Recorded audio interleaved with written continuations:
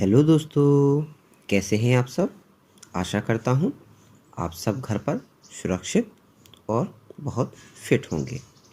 दोस्तों, आज मैं आप सभी के लिए एक वीडियो लेक्चर लेकर आया हूँ जिसमें मैंने आपको रिसेंट वीडियोस में बताया था कि आप कैसे एक दिन की तैयारी में लगभग 66 नंबर ला सकते हैं।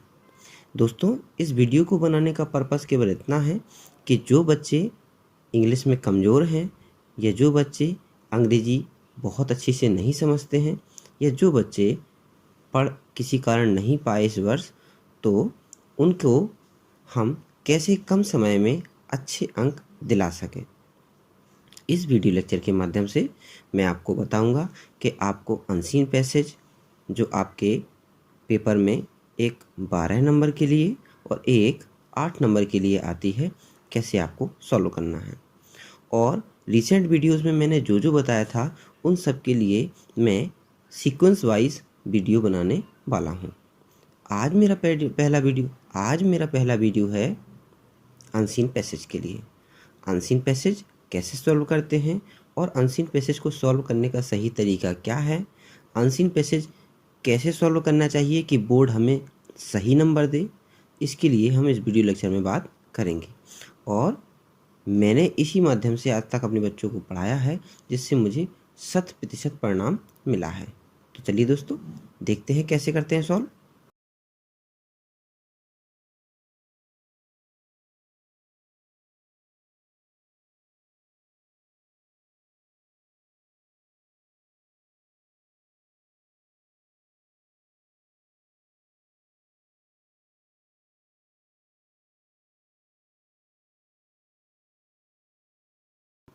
जैसा कि मैंने आप सभी को बताया कि अनसीन पैसेज सॉल्व करने के लिए आपको कुछ बेसिक सी बातों का पता होना चाहिए। तो चलिए वो देख लेते हैं। यहाँ पर मैंने लिख रखा है number first, read the passage slowly so that you can get the mean of passage around 30% और मोर देन। यानी दोस्तों, आपको सबसे पहला काम ये करना है कि आपको पैसेज बहुत ध्यान से पढ़ना है, भले ही उसमें आपको 5, 6 या 7, 8 मिनट तक लग जाएं। पैसेज को पढ़कर आपको कम से कम 30 या 30 से ज़्यादा प्रतिशत उसका अर्थ समझने की कोशिश करनी है कि पैसेज में किस बात पर जोर दिया जा रहा है और ये कहानी किस बात पर डिपेंड करती है या इसका मोरल क्या है। दूसरा है, do not read the passage first, you read the question first. यानी आपको पूरा पैसेज जो 150 से 200 शब्दों का दिया गया है उसमें पढ़ने में टाइम वेस्ट नहीं करना है। आपको पहले एक बार क्वेश्चंस पर नज़र मार लेनी है ताकि आपको पता चल जाए कि जिन जिन क्वेश्चंस को मैंने देखा है उसका आंसर मुझे तीसरी लाइन या चौथी लाइन में मिला था। इससे आपको पैसेज पढ़ते समय ध्यान आता रहेगा कि इस क्वेश्चन को पूछा गया है और उसको आपको वहीं पेंसिल से अंडरलाइन कर लेनी है। अगले स्लाइड में हम देखते हैं जो तीसरा रूल है वो है, give the answer to the same tense which it had given. यानी कि जिस टेंस में आंसर पूछा जाए, यानी उसने आपसे किसी डिग्री में जैसे कि पॉजिटिव, कंपैरेटिव, सुपरलेटिव में क्वेश्चन पूछा है, यदि सुपरलेटिव में पूछा है तो आपको सुपरलेटिव में ही उसका आंसर देना है। फॉर एग्जाम्पल के लिए मैं यदि बात करूं, जैसे उसने पूछा है दी बेस्ट, तो दी बेस्ट ये जो फॉर्म है ये सुपरलेटिव फॉर्म है गुड का, गुड, बेटर, बेस्ट। बेस्ट में यदि उसने पूछा है तो अब इसका आपको जो आंसर देना है वो भी आपको सुपरलेटिव में ही देना है। इस बात का ध्यान रहना है कि आप उसका आंसर कहीं कंपैरेटिव या पॉजिटिव में ना दें, इससे आपका उत्तर हो जाएगा गलत। ये जो बेसिक सी बातें हैं ये बच्चों को पता नहीं होती और उनके काफ़ी सारे आंसर्स गलत हो जाते हैं, जबकि वो काफ़ी हद तक सही करके भी आते हैं। अगला जो है वो है, do not copy all the answers from the passage if it is not necessary. देखिए दोस्तों, अभी तक जो हम अनसीन पैसेज हल करने का जो तरीका हमें पता था, उस अनसीन पैसेज के सॉल्व करने के तरीके में हम क्या करते थे कि पेंसिल से अंडरलाइन कर ली, जितना आंसर था वो सारा का आंसर उतार करके हम टेक्स्ट कॉपी में रख देते थे, आंसर शीट में रख देते थे, जिससे हमें नंबर नहीं मिलते थे। यदि उसमें प्रश्न पूछा गया है हु इज़ अकबर, तो यहाँ पे ये पूछा गया है कि अकबर कौन है, या हु वॉज अकबर, अकबर कौन था, तो आंसर भी आपको केवल हु वाला देना है, यानी अकबर क्या था, कहीं का राजा था, जो भी उस अनसीन पैसेज में दिया गया होगा। उसके बारे में क्या क्या एडिशनल इन्फॉर्मेशन है वो आपको नहीं लिखनी है। जितना पूछा जाए क्वेश्चन में केवल उतना ही आंसर देना है। वॉज में पूछा गया है तो आपको वॉज में ही देना है, Akbar was a dash dash dash लिख देना है। ठीक है। जो आपका 5th नंबर है लिखा है उसमें do not give the answer more than 2 और 3 लाइन्स। कभी कभी हम क्या करते हैं कि सारा का सारा फ्रेश उतार के रख देते हैं टेक्स्ट कॉपी में, यहाँ से अंडरलाइन की यहाँ तक ये आंसर है पूरा रख देते हैं, जो कि गलत होता है। क्वेश्चन में पूछा गया है हु वॉज अकबर, और हम अकबर के बारे में सारी डिटेलिंग दे देते हैं, चाहे वो 2 लाइन में हो 3 लाइन में हो। जी नहीं, आपको क्वेश्चन जितना पूछा जाए उसको हो सके तो अपने टेंस में कन्वर्ट करके दीजिएगा। यदि उसमें क्वेश्चन वॉज में पूछा गया है और आंसर आपकी अनसीन पैसेज में इज में लिखा गया है, तब भी आपका ये कर्तव्य बनता है, आपकी फॉरमोस्ट ड्यूटी बनती है कि आप उसे वॉज में ही आंसर देंगे। 6 नंबर का जो पॉइंट आपको दिख रहा होगा, लिखा है उसमें please check all the alternatives and answer which you have given. आपने अपने आंसर शीट में जितने भी अल्टरनेटिव्स का आंसर दिया है उनको आप एक बार प्लीज़ चेक कर लीजिए। कभी कभी क्या होता है कि हम लिख कुछ देते हैं और हमें लिखना कुछ और होता है, और ये छोटी छोटी गलतियां हम पर भारी पड़ जाती हैं। 8 अल्टरनेटिव्स आएंगे, उन 8 अल्टरनेटिव्स का आंसर यदि हम अच्छे से नहीं दे पाए तो हमारे नंबर सीधा 1 नंबर कम हो जाता है, जो हमारी परसेंटेज पर, ओवरऑल परसेंटेज पर बहुत ज़्यादा फ़र्क डालता है। तो देखिए फ्रेंड्स, ये कुछ बेसिक रूल थे जो मैंने आपको बताए। इन बेसिक रूल्स को यदि हम फॉलो करते हैं तो डेफिनेटली हमें बहुत अच्छे नंबर मिलेंगे। तो आइए अब हम पहले अपनी अनसीन पैसेज को देखते हैं, और उनके अनसीन पैसेज को देखने के बाद हम सारे क्वेश्चन आंसर्स को देखेंगे और पता करते जाएंगे कि इसका आंसर किस लाइन में हमें मिलता है। तो चलिए शुरू करते हैं। जैसा कि आप सभी देख पा रहे होंगे, मैंने यहाँ पर क्वेश्चन नंबर ए, बी और सी को नोट किया हुआ है। क्वेश्चन नंबर ए में पूछा गया है dash is a necessary habit in all public affairs, यानी सारे लोगों में ज़्यादा ज़रूरी क्या है, मतलब दुनिया में ज़रूरी क्या है, केयरलेसनेस या पंचुअलिटी। दूसरा प्रश्न है what is hard for quick minded people, एक तेज तर्रार दिमाग वाले व्यक्ति यानी फुर्तीले व्यक्ति, यानी कि जो समय का पाबंद है, ऐसे व्यक्ति के लिए सबसे हार्ड क्या होता है, टू सेव टाइम समय बचाना, या वेस्ट टाइम या समय को बर्बाद करना।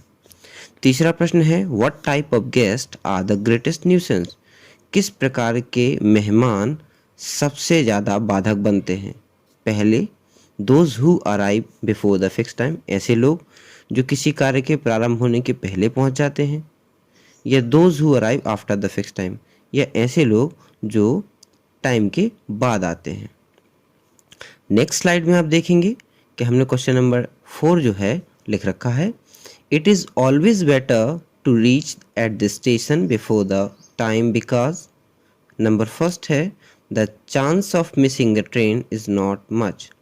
It is always better to reach at the station before the time because, ज़्यादा अच्छा होगा यदि हम स्टेशन पर टाइम पर पहुंच जाएं, क्योंकि पहला आंसर है the chance of missing train is not much, कि हमारी ट्रेन मिस होने का चांस बहुत ज़्यादा नहीं होगा। The chance of missing the train is much, train miss होने का चांस ज़्यादा होगा। तो ज़्यादा बेहतर क्या है। पांचवा है what is the passage about, ये जो पैसेज हमने पढ़ी या जो हम पढ़ने वाले हैं, इस पैसेज को किसके लिए लिखा गया है या क्या समझाने के लिए लिखा गया है, यानी इस पैसेज का मोरल क्या है। It is about the importance of punctuality या it is about wasting of time. ये पंचुअलिटी पर बेस्ड है या समय बर्बाद करने पर बेस्ड है। नेक्स्ट क्वेश्चन पर चलते हैं। लिखा है give a prefix to the word punctuality and make it opposite in meaning. यानी हमें पंचुअलिटी वर्ड का ऑपोजिट वर्ड बनाना है पंचुअलिटी के आगे कुछ न्यू वर्ड्स लगा करके। तो पंचुअलिटी का मतलब होता है समय का पाबंद होना, यानी समय पर पहुंचने वाला। तो इसका ऑपोजिट बनाने के लिए हमें क्या बनाना पड़ेगा? जो समय पर नहीं पहुंचता, यानी अनपंचुअल। तो यहाँ पर पंचुअलिटी है, यानी ये है आपका एडजेक्टिव। तो एडजेक्टिव में ही आपको आंसर देना होगा। मैंने आपको पहले भी बताया है, जैसे कि हमने बेसिक रूल्स पढ़े, उन बेसिक रूल्स में मैंने आपको बताया है कि जिस फॉर्म में क्वेश्चन पूछा जाए उसी फॉर्म में आंसर हमें देना होता है। जी नंबर के क्वेश्चन पे हम चलते हैं। लिखा है supply a word from the passage which is similar to the meaning disappointment.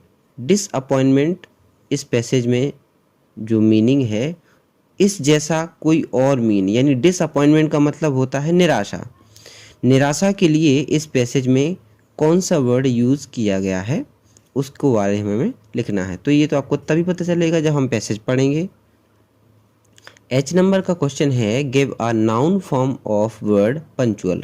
देखिए फ्रेंड्स, जो वर्ड्स होते हैं वो कई कैटेगरी में डिवाइड होते हैं, जैसे कि पार्ट्स ऑफ स्पीच कि वो वर्ब है, नाउन है, एडजेक्टिव है, एडवर्ब है, वो क्या है, इनके फॉर्म बनते हैं। उन फॉर्म्स को मैं आपको ग्रामर सेक्शन में बताना स्टार्ट करूँगा। फिलहाल आप यहाँ पर इतना समझ लीजिए कि नाउन का मतलब होता है नाम, पंचुअल का मतलब है समय का पाबंद।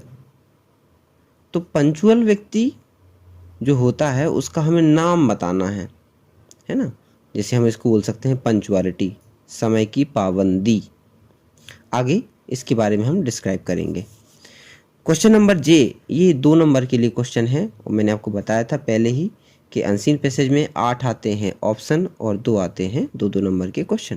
पहला क्वेश्चन है why is punctuality a necessary habit in all of affairs.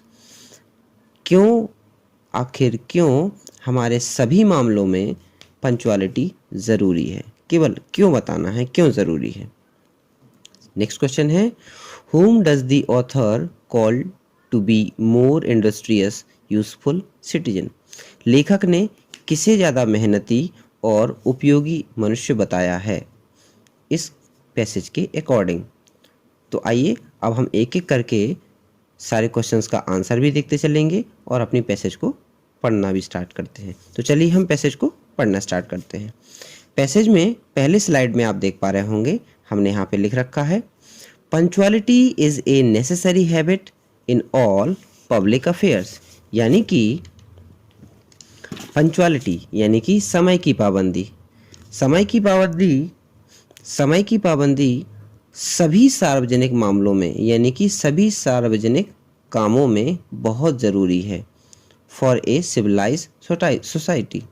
यानी कि एक सभ्य समाज, पढ़े लिखे समाज की पहली नीड होती है पंचुअलिटी। यदि वो सभ्य समाज तभी कहलाएगा जब वो पंचुअल होगा, समय का पाबंद होगा। नेक्स्ट लाइन है without it nothing could be brought to a conclusion.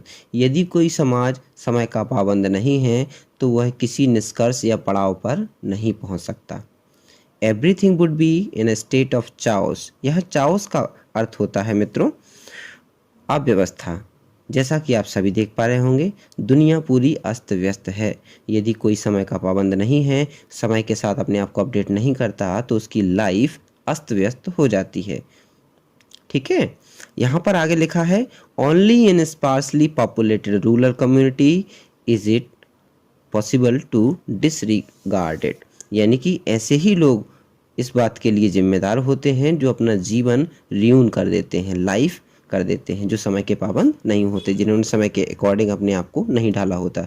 इसे हम एग्जाम्पल से भी समझ सकते हैं कि जैसे कुछ लोग आज भी अपने बच्चों की छोटी में शादी कर देते हैं, वो समय के साथ उन बच्चों को परिपक्व नहीं होने देते हैं और परिणाम क्या होता है? परिणाम ये होता है कि छोटी उम्र में उनको बच्चे हो जाते हैं और वो शरीर से परिपक्व नहीं हो पाते हैं, यानी उन्हें समय के अकॉर्डिंग अपने आप को नहीं ढाला और उन्हें बहुत सारी बीमारियां उस समय में लग जाती हैं जिस समय में उन्हें हंसना खेलता होना चाहिए। नेक्स्ट स्लाइड की ओर हम जब चलते हैं तो हम देखते हैं यहाँ पे लिखा है in ordinary living there can be some tolerance of unpunctuality. सामान्य जनजीवन की बात करें तो यहाँ बताया गया है कि एक सामान्य जीवन में सम टॉलरेंस ऑफ अनपंक्चुअलिटी, सामान्य जनजीवन में लोगों को अनपंक्चुअलिटी की कीमत अदा करनी पड़ती है। The intellectuals who is working on some difficult problem has everything coordinated and organized for the matter in hand। यानी एक अच्छा पढ़ा लिखा इंसान अपने आप को इस समय के अकॉर्डिंग ढाल कर चलता है और विपत्ति के समय भी अपने समय का सदुपयोग करता है। He is therefore forgiven if late for the dinner party। और ऐसा समय का पाबंद यदि कभी गलती भी कर देता है रात्रि के भोजन के लिए तो भी उसे माफ़ कर दिया जाता है। कोई उस पर नाराज़ नहीं होता क्योंकि उन्हें पता है कि ये व्यक्ति समय का पाबंद है और यदि आज लेट हो गया है तो इसका कोई ना कोई बेसिक कारण होगा। देखिए आगे यहाँ पे लिखा हुआ है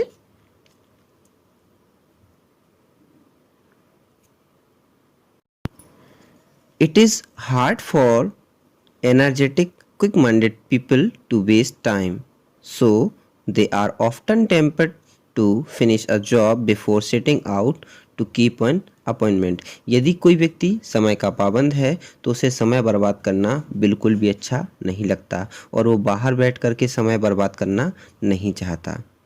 नेक्स्ट स्लाइड में हम देखेंगे लिखा है if no accident occurs on the way. यदि ऐसा कोई व्यक्ति जो समय का पाबंद है उसके साथ रास्ते में कोई घटना नहीं घटती है, जैसे कि टायर पंचर होना, ट्रैफिक के कारण किसी दूसरे रास्ते से आने में देर होना या सडन डिसेंडेड ऑफ फॉग या फिर अचानक से कोहरे का गिरना, ये सारे कारण उसके साथ नहीं होते हैं तो they will be on time. तो ऐसे लोग समय से पहुंच ही जाते हैं। They are often more industrious and useful citizen than those who never late. तो और ये ऐसे लोग होते हैं जो अन्य लोगों की अपेक्षा ज़्यादा मेहनती होते हैं और ऐसे लोगों से बहुत अच्छे होते हैं जो लेट नहीं होते। ये अपना काम समय पर कर पाते हैं। The over punctual can as much be a trial to other as an punctual। The guest who arrives half an hour too soon is the greatest nuisance। ऐसे लोग जो ओवर पंचुअल होते हैं, जो समय के पहले ही कहीं पहुंच जाते हैं, वे ऐसे लोगों का शिकार बन जाते हैं। जो लोग गेस्ट वहां पर देरी से या फिर बहुत जल्दी आ जाते हैं तो ऐसे लोगों के उपहास का कारण बनते हैं और ऐसे लोग जो किसी कार्यक्रम के प्रारंभ होने के पहले पहुंच जाते हैं, ऐसे लोग उनकी जमकर खिंचाई करते हैं। तो यदि आप समय से नहीं पहुंचते हैं, समय के पहले पहुंच जाते हैं तो भी आपको प्रॉब्लम्स फेस करनी पड़ेगी, यानी आपको टाइम पर ही पहुंचना पड़ेगा। ये टोटल जो आपको समझ में आ रहा होगा कि धीरे धीरे कि ये पूरी पैसेज आपकी जो डिपेंड है वो काहे पे है? पंचुअलिटी पे, यानी कि समय की पाबंदी पर है, समय का सदुपयोग है। दी ओवर पंचुअल, यहाँ पर फिर से वही लाइन लिखी हुई है, हम पढ़ेंगे अब यहाँ से some friends of my family had this irritating habit. Author यहाँ पर लेखक कह रहा है कि मेरे परिवार में भी कुछ लोग ऐसे हैं जिनको ये आदत है खिंचाई करने की। जो पहले से आ जाते हैं उनकी खिंचाई करते हैं, काम है नहीं कुछ तो वो खिंचाई करने लगते हैं। The only thing to do was to ask them to come half an hour later than the other guest. तो हम क्या करते हैं कि ऐसे लोगों को जो खिंचाई करने में बड़े माहिर हैं, जिन्हें खिंचाई करना बड़ा पसंद है, ऐसे लोगों को फंक्शन स्टार्ट होने के आध घंटे बाद ही बुलाते हैं। यदि हमारा टाइम 7 बजे का है तो हम उनसे कहेंगे कि 7:30 बजे से है, ताकि वो लेट आएँ और जल्दी जाएं। Then they arrive just when we want, और फिर वो तभी आते हैं जब हम चाहते हैं। नेक्स्ट स्लाइड में हम देखेंगे if you are catching a train. यहाँ पर एक एग्जाम्पल की बात की गई है कि यदि आप मान लीजिए कोई ट्रेन पकड़ने के लिए जाते हैं तो it is always better to comfortably early than even a fraction of a minute too late. यदि आप कोई ट्रेन पकड़ने के लिए जाते हैं और आप 1 मिनट की गलती से, 1 मोमेंट की गलती से चूक जाते हैं, एल्दो बीइंग अर्ली में मीन वेस्टिंग ऑफ टाइम। इसका मतलब ये नहीं कि आपको पहले से पहुंच जाना है, आपको बहुत पहले से भी नहीं पहुंचना है, और 1 मोमेंट के कारण छोड़ी गई ट्रेन से भी बचना है। यानी आपका ट्रेन का समय यदि 7 बजे है तो वो कह रहा है कि 6:50 तक या 10 मिनट पहले आप चले जाएं और आराम से ट्रेन को पकड़ सकें। आपको बहुत जल्दी नहीं जाना है कि आप आध घंटे या 1 घंटे पहले पहुंच गए तो आप अपना टाइम वेस्ट कर रहे हैं। यहाँ पर ये बताया गया है कि आपको पहले से पहुंचकर टाइम भी वेस्ट नहीं करना है और बहुत लेट पहुंचकर अपनी ट्रेन मिस नहीं करना है कि आपको फिर 1 घंटा इंतजार करना पड़े अगली ट्रेन के लिए, है ना। तो फ्रेंड्स यहाँ पे आगे लिखा हुआ है, although being early may mean wasting of time, this will be less than if you miss the train and have to wait an hour so for the next one and you avoid the frustration of। यहाँ पे इस word को underline कर लीजिए, frustration. Frustration का मतलब होता है जो व्यक्ति डिसअपॉइंटमेंट होता है, यानी डिसअपॉइंटमेंट का मतलब कौन होता है, निराश।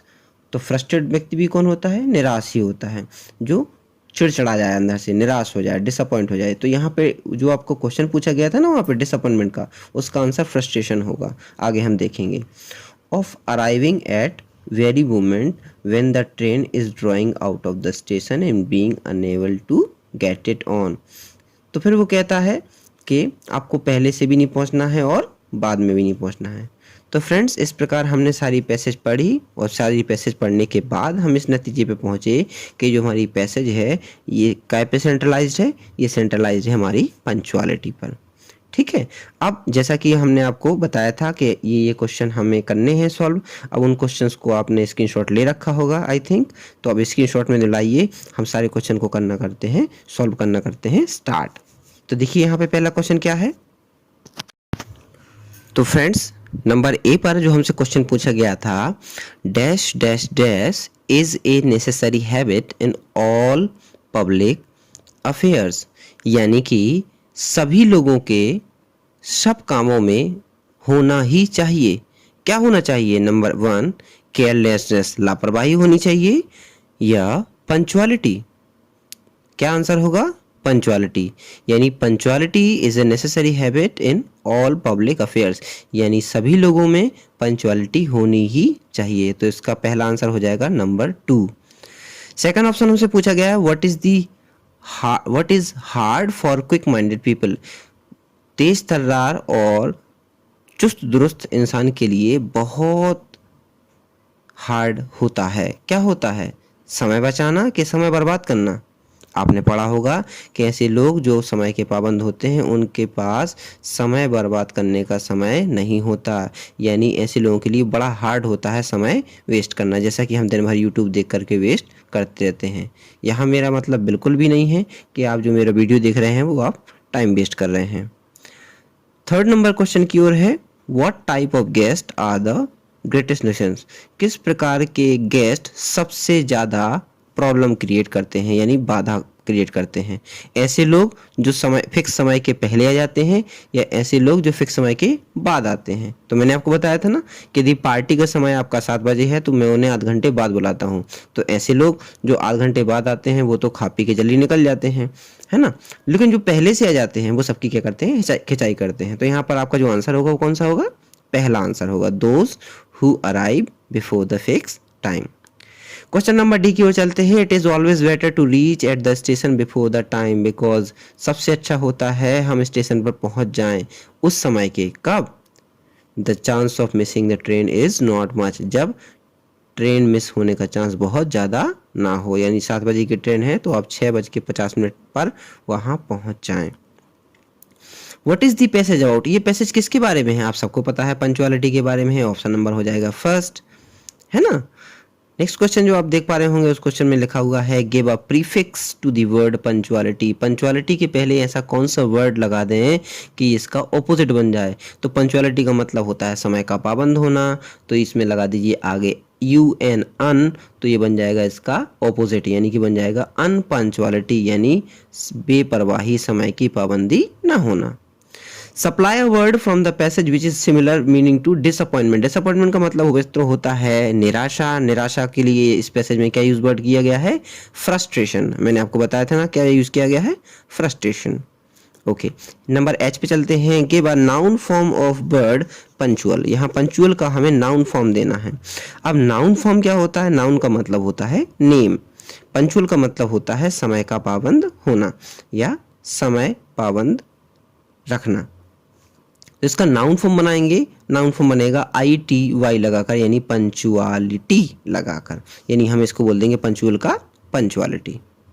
अब आते हैं 8 नंबर के, हमारे ऑप्शन हो जाते हैं कंप्लीट। अब हम चलते हैं क्वेश्चन नंबर 9 की ओर, जो है 2 नंबर के लिए। इस क्वेश्चन को आप देखेंगे तो यहाँ पर लिखा गया है why is punctuality a necessary habit in all affairs. Punctuality को ही नेसेसरी हैबिट कहा गया है सभी मामलों में, क्यों? और दूसरा प्रश्न है whom does the author call to be more industrious useful citizen। लेखक ने किसे ज़्यादा मेहनती और यूज़फुल इंसान बताया है? तो आप देख पा रहे होंगे यहाँ पे मैंने आंसर लिख रखा है पहला, पंचुअलिटी इज़ नेसेसरी हैबिट। देखिए वहाँ पे इज़ में पूछा गया है आंसर, तो मैंने इज़ में दिया है is necessary habit in all affairs because punctuality सारे अफेयर्स सारे मामलों में ज़रूरी है, क्योंकि विदाउट इट बिना पंचुअलिटी के everything would be in the state of chaos, क्योंकि सब कुछ अस्त व्यस्त हो जाएगा। यदि आप पंचुअलिटी नहीं करते हैं, पंचुअल नहीं होते हैं, तो सब कुछ आपका लाइफ अस्त व्यस्त हो जाएगी। आपको नहीं पता कब आपको होमवर्क करना है, कब पढ़ना है, कब इंग्लिश पढ़ना है, कब केमिस्ट्री पढ़ना है, कब फिजिक्स पढ़ना है। यदि आप टाइम टेबल नहीं बनाते तो आप कुछ भी नहीं पढ़ पाएंगे और सारा दिन आप यूं ही बर्बाद कर देंगे। तो जो अच्छे टॉपर्स बच्चे होते हैं वो एक टाइम मैनेजमेंट लेके चलते हैं। जो व्यक्ति टाइम मैनेजमेंट लेके चलता है वो डेफिनेटली सफलता हासिल करता है दोस्तों। तो देखिए, जैसा कि आप भी जानते हैं कि हम जब वीडियो बनाते हैं तो बहुत सारी हमें जानकारी सर्च करनी पड़ती है ताकि आपको एकदम फिल्टर्ड जानकारी आप तक पहुंचा सकें। तो देखिए यहाँ पे मैंने आंसर जो लिख रखा है, punctuality is necessary habit in all affairs because without it everything would be in the state of chaos. क्योंकि यदि हम पंचुअल नहीं रहेंगे तो हमारी सारी चीज़ें यहाँ वहाँ बिखर जाएंगी, यानी हम अस्त व्यस्त हो जाएंगे, हमारा टाइम का मैनेजमेंट नहीं रहेगा। And nothing could over be brought to a conclusion, और हम किसी भी परिणाम तक नहीं पहुँच पाएंगे। नेक्स्ट क्वेश्चन था कि quick minded people, the quick minded people are more industrious. कैसे लोग जो हैं वो बहुत इंडस्ट्रियस यानी मेहनती होते हैं ऑथर के अकॉर्डिंग। तो आंसर बताया है क्विक माइंडेड। यहाँ पर केवल एक वर्ड लगाना है, दी क्विक माइंडेड पीपल, बस। और बाकी सारा क्वेश्चन बता देना है are more industrious and useful citizen according to the author. तो whom या who से जब क्वेश्चन पूछा जाए तो आपको एक वर्ड ही लगाना होता है, जैसे यहाँ पे इसने एक वर्ड यूज़ किया है दी क्विक माइंडेड पीपल। अब यदि आप चाहते तो पैसेज से पूरा लिखते तो वो आपका हो जाता गलत और आपको नंबर नहीं मिलते। तो देखिए फ्रेंड्स, यहाँ पर मैंने ट्राई किया है कि आपको कैसे पैसेज में ज़्यादा से ज़्यादा आपकी कमांड बना पाऊँ, आप कैसे अच्छे से पैसेज सॉल्व कर पाएँ, आपकी पैसेज में पकड़ कैसे हो। यदि आपको किसी प्रकार का डाउट अभी है तो आप इस वीडियो को रिवाइंड करके फिर से देख सकते हैं। और यदि आप चाहते हैं कि हम पैसेज को और भी ज़्यादा सॉल्व करने की वीडियोस बनाएं तो आप हमें कमेंट बॉक्स में लिखकर ज़रूर बताइएगा। फिर मिलते हैं किसी नए वीडियो के साथ, तब तक के लिए जय हिंद, वंदे मातरम।